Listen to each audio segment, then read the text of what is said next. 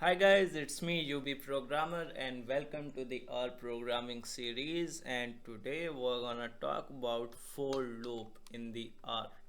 Right, so how we can use for loop is you're gonna write the keyword for, then the parentheses, and in the parentheses you are gonna write the iterations, the number of iterations, or you can say a range, or you can say a vector also, right? It is the functionality of R.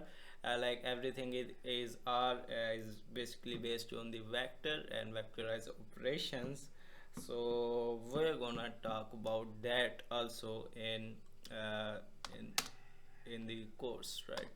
So how you define a vector is like you're gonna define a variable I, and in by using in keyword you're gonna give it a range, and then in the curly braces you just want to execute an expression,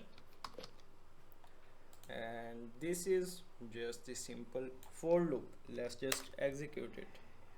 So you can see my name is printed for 10 times, and it's always better, or you can say 90% times it's better to use for loop than the while loop. Like just we saw in this while loop, you can just count the number of lines and the number of lines here, right?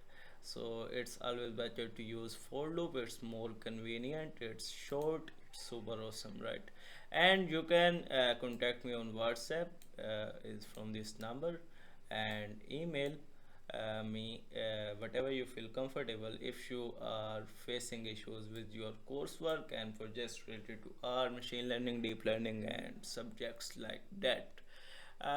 So that's all for the for loop in the R studio, and I'll meet you in the next lecture. Thank you.